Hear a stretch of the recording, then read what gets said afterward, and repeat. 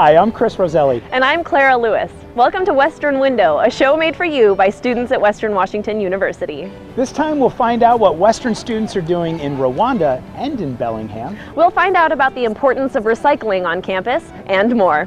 So stay with us as we explore our world through Western Window.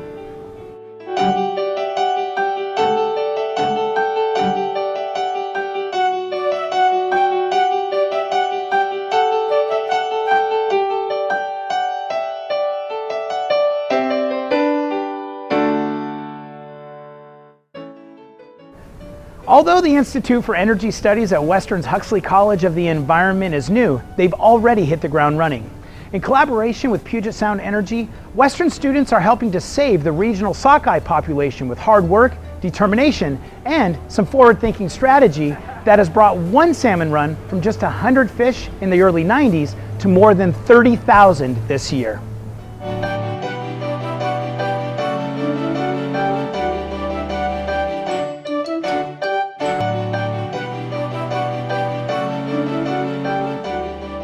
What's wonderful here at this facility in Skagit County is that we're generating more power now through the remodeled turbines, but we're also seeing record numbers of young salmon coming back up the river every year. So we went from a few dozen salmon in the 90s to now around 50,000 a year coming up. At the same time, we're producing more energy. Several things happened to make us go from just a few dozen fish 20 years ago to now around 50,000 a year. One was science. We have advanced tools now, the floating surface collector here, it's on Lake Shannon, that gathers the young salmon, then the ability to take them around the dam safely, and then below the fish trap where the fish are sorted and then put back into the river. All of these things have to work with what works for the fish. So we have biology involved, and then there's simply the investment to put the equipment in. But we know it's a worthwhile investment because the salmon are so important for us culturally in our area, for the recreation in our area, and for the economy as well. The science of handling the fish is part of the story. The other part of the story is people getting together and realizing they actually had a lot more in common than they had in differences, and by focusing on what they had in common, they came up with a solution that helped have more power, more jobs, and more salmon. Really great outcome. The great thing about the program at Western that Puget Sound Energy is supporting, the Institute for Energy Studies allows students to look at energy issues from all the different facets that are involved. And that's really a great way for students to learn exactly what we all learned here over 20 years putting this together, is that it's going to take a lot of different people at the table with different skills to make progress happen. It's another chance to show people that clean energy works in our community, and it works both environmentally, it also works in terms of bringing jobs. And that's what that program at Western is going to prepare students for in the future. That's why we're really proud to be a supporter. So what we found out from listening to people that work in the energy industry is that students who come out of a university understand often one aspect about how the energy industry works, but not in more than one aspect. So if they come out as an engineer, they might understand the engineering of, say, a windmill or a hydro plant really well, but they don't understand how the business and policy end of things work. And so the idea is that we're going to be producing students that are well-versed in all of the aspects of the energy industry, from the science all the way up through the policy and regulatory aspects. The Institute for Energy Studies at Western is a new unit that does interdisciplinary energy education that involves the College of Business and Economics, the College of the Environment, and the College of Science and Technology. And the idea is to get students at Western an energy education that spans the science, the policy, and the technology of the energy industry. The great thing about the students we have at Western is that they are not happy just sitting in the classroom. They want to get out there and work with people. And we find we have a lot of industry partners that are very eager to be taking students who don't have a degree yet, who are still working towards their degrees, to bring them out of the classroom and bring them out into the field and learn about real-world projects. So one of the great things we're doing, we find with our industry partners, is designing, for instance, capstone classes where students in their last year of their education at Western, they get to work out in the real world working on trying to solve a real world energy problem. And that involves not just understanding the science and the engineering, but also understanding the policy and the politics around working in the energy world.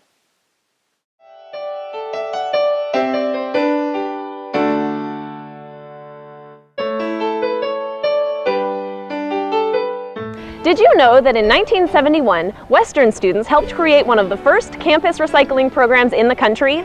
Today, students proudly carry on this tradition with recycling stations, sustainable dining hall practices, and educational programs. Here at Western, recycling isn't just something we do, it's who we are. So in about 1971, there were a group of students who decided they wanted recycling to happen on campus and in Bellingham, and actually no curbside recycling pickup at all in Bellingham. Pretty monumental because these students decided to get together, start recycling, and then in 1976, I want to say was the year, the Recycle Center became the official AS Recycle Center. Yeah, so I guess we've been in effect since the 70s and just grown and grown and grown, and now we have a staff of about 15 laborers and 3 student managers and our supervisor Rich, who just go around and collect recycling and sort it. So every day there's about 4,000 pounds of recyclables collected, and what's impressive about that is that we sort everything by hand. Students often ask, like, oh, like what machines do your sorting? Our hands are those machines. We'll go around to the buildings and we'll collect everything, and then we'll bring it back to the center and we'll sort everything by type of recyclable material. During spring quarterfinals week, because the resident students are moving out, every day that quadruples to 16,000 pounds a day. I feel like one thing that students need to know more is that we do everything ourselves, because that'll make them think more when they're sorting. So the Zero Waste program is a collaborative program between multiple departments here on campus. The main organizations involved are the WW Office of Sustainability and the AS Recycle Center and Facilities Management. And the larger goal of this program is to eliminate all compostable and recyclable material from our waste stream. The most important thing the Zero Waste Western program does to help reduce waste by far is collaboration between students and helping improve education all around campus. And these improvements aren't done just by one person. This is, efforts made by various departments, clubs, and people who really are interested and concerned with making sustainability and zero waste important throughout the student body. The electronics recycling program at Western started in the early 2000s. So since 2006, Western has sent our electronics down to ECS Recycling in Santa Clara, California through an Apple promotion. And Apple every summer takes e-waste from K through 12 and higher education institutions who choose to participate, and they pay for the transportation as well as the disposal costs. The goal of the recycling program aligns with one of Western's strategic goals, where it serves as a model of sustainability. And certainly this e-cycle program aligns with that goal. So it's difficult to say how much of Western's waste comes from electronics unless we have a clear definition of what waste is. But what I can say is that since 2006, Western has shipped over 200,000 pounds of electronic waste through our e-recycling program.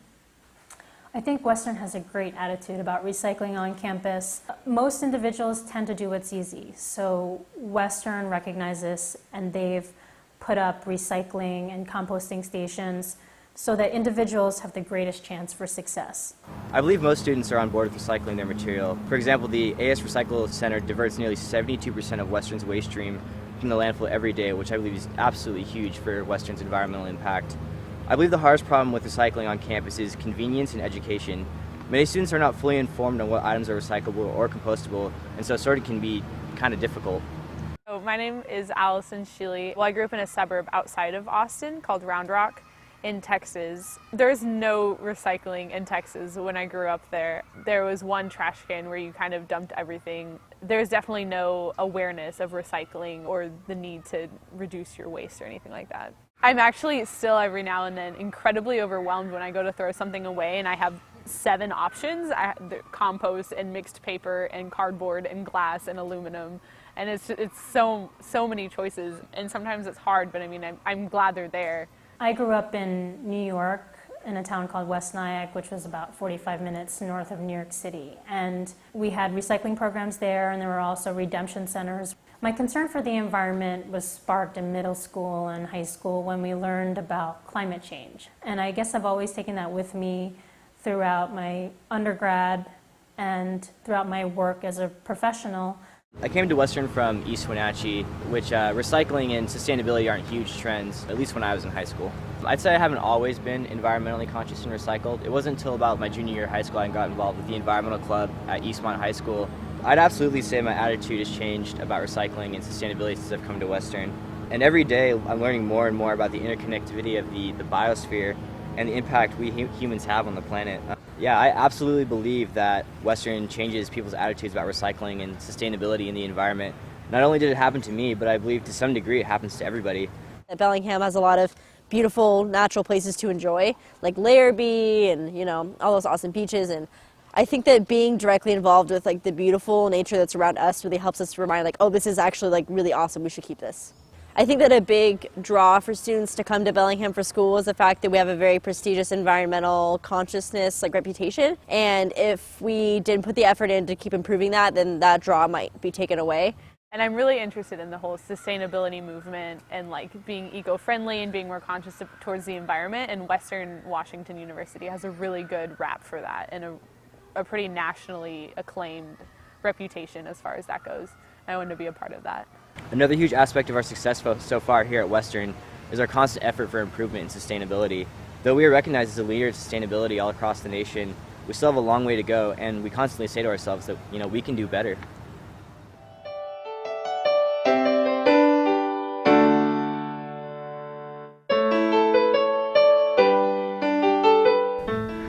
LipDub combines lip syncing and audio dubbing to make a music video. Add a dash of choreography, a bunch of smiles, and a bushel of funny antics, and LipDub makes college students feel like full-out rock stars. All you need are jazz hands.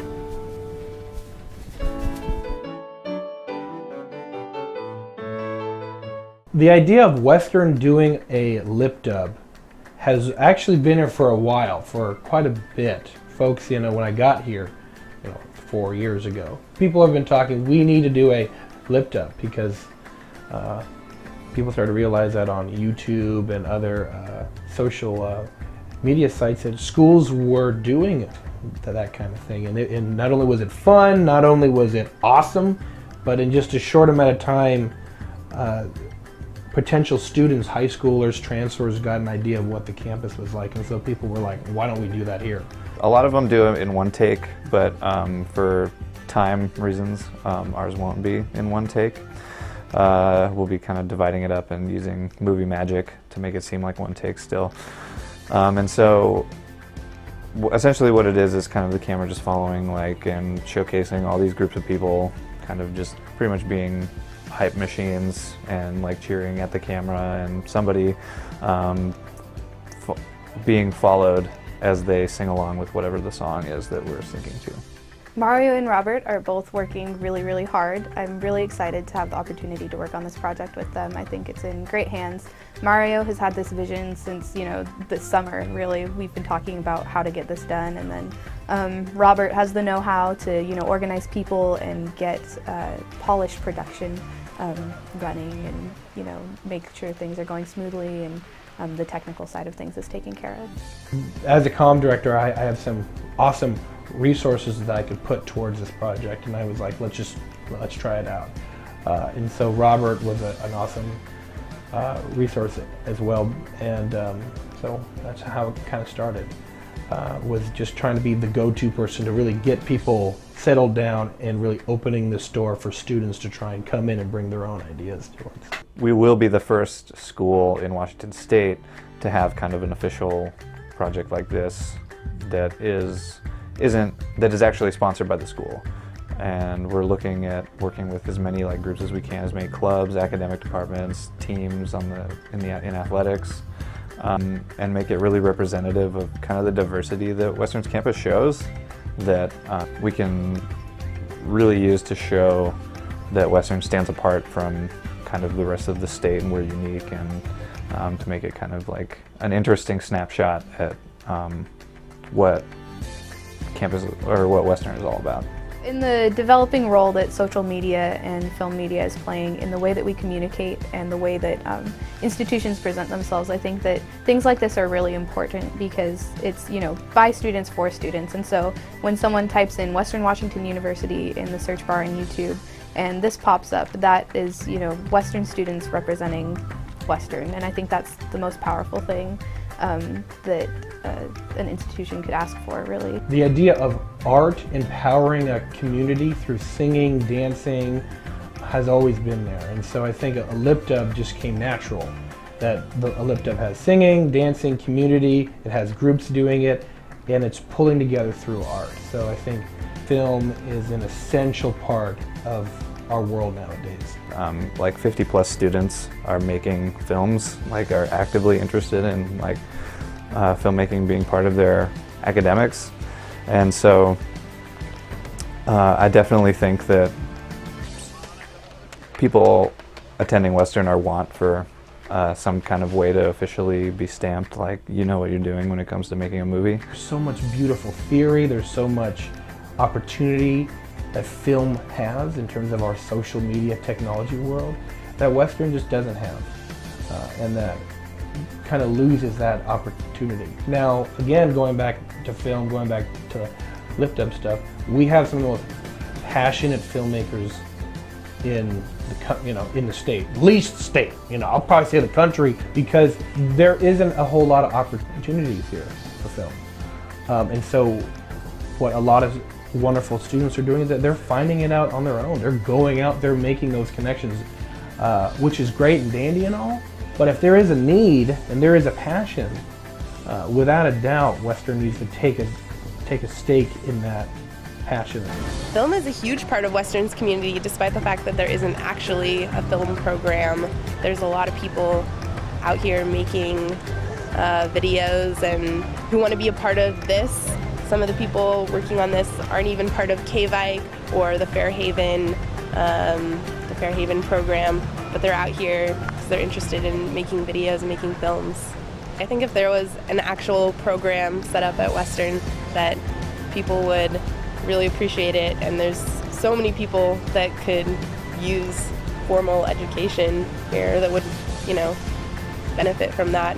I really, really hope that prospective students see this. I think that this is going to be the best opportunity to jam-pack as much of the opportunities available at Western and recreational, academic, everything that's going to be represented in this lip dub.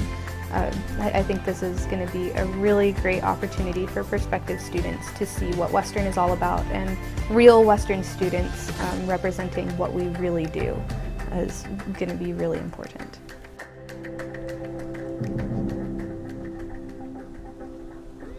It's been another great year for Western Washington University, and this is due in no small part to our terrific students, faculty, and staff. So thank you from the Associated Students.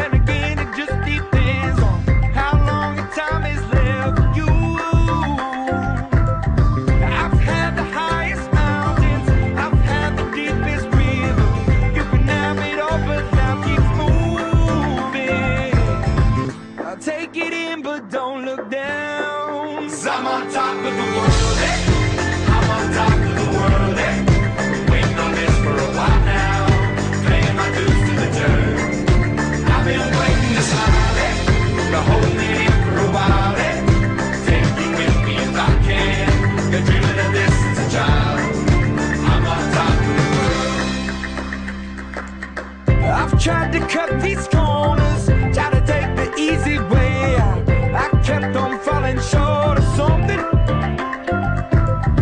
I could have gave up then, but then again I couldn't have, 'cause I've traveled all this way for something. I take it in but don't look down. 'Cause I'm on top of the world, hey. I'm on top of the world, hey. Waiting on this for a while now. I've been waiting to smile, to hold me in for a while, take you with me if I can. Been dreaming of this since a child. I'm on top of the world.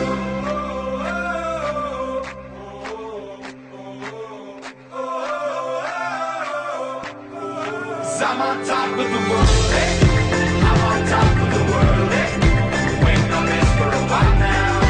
Paying my dues to the dirt.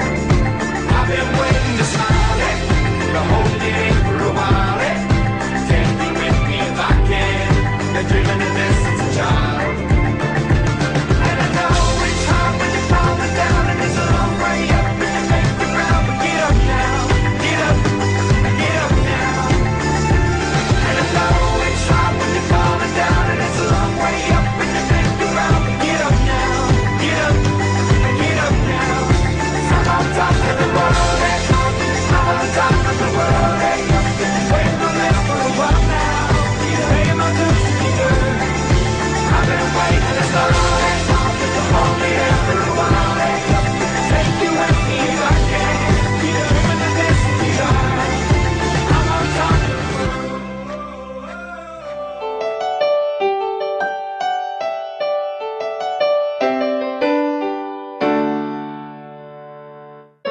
Service learning happens all over Whatcom County, but one unique Western program takes students over 7,000 miles away to the African country of Rwanda, where they get the chance to connect and serve in a brand new way.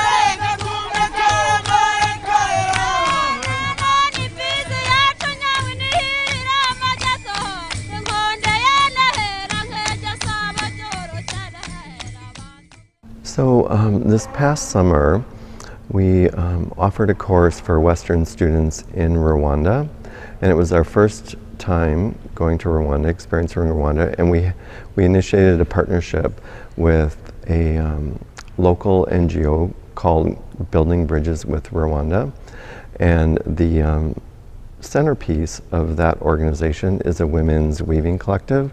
So a lot of our work while we were there was with this group of incredible women. But the purpose of the class for Western students is to really study sustainable international development and sustainable partnerships. We ask our students to do a social action project for the benefit of a community of their choice. And we work with our students to build trust in those relationships so that we can learn the most from the people who we're spending 6 weeks with. We come home with new knowledge and new skills and a new way of seeing the world. And I believe that you can only experience it. You know, you can read about it, you can intellectually understand many things about the world. And we have so much access to technology that we get a lot of information about the world, but it really doesn't sink in until you experience someone else's life in another country. Rwanda is a lot more different than I expected it to be, and my experience here has taken me out of the context of the genocide, and now I can actually look at Rwanda and look at the culture and look at the people and look at their history and really be amazed by that. It's really, like Brooke was saying, it's so nice how comfortable it is. Like, I don't have an odd transition period at all. I just feel like I fit in. And how, you know, just talking to people, the language barrier is an issue, but we're working on that. But they're willing to help you, and they're just excited that you're trying to speak to them. We all slow down our lives together. I mean, it could look like we just sit on someone's front porch in silence and have tea, or in the case of Rwanda, room temperature milk that's quite fresh. They love to know who we are, and we love to know who they are, and it's that simple. The language class has been really fun because everyone here is so interested in learning English, which is like I feel like one of the biggest things we have to offer, because it's like, what else? And then it's nice to have both parts of it because it like creates a more equal footing. Because it's like, you know, maybe if we're talking to them and we're speaking English and they're frustrated, but then if they teach us Kinyarwanda, we're obviously we're not great at it either, so it creates that balance. Makes it a lot more open and friendly and fair. It's very emotional at the end of our trips because there's this feeling of neighborliness that's really genuine, and a lot of our students talk about how they don't have that.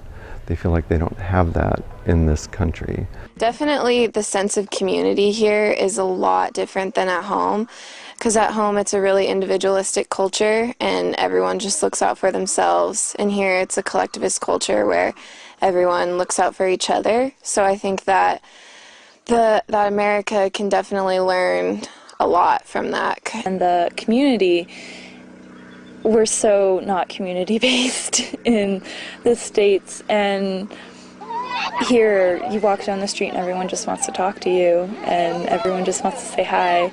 And in the States it's like, I just walk, I don't look at anyone, I don't smile, it's It's really individual. I'm really proud of our university for letting me offer these programs too, because I know the continent of Africa comes with a lot of stereotypes, and they are hard to kind of get past sometimes with people. And our administration and leadership at the university really understand why this kind of experience is important for our students. A student interested in this program would just contact the Center for Service Learning. So we have our Kenya Service Learning Program and our Rwanda Service Learning Program that come out of our office, and any student can stop by or call or email, and we'll give them more information. That wraps up this episode of Western Window. Tune in next time to find out more about the world at and around Western Washington University.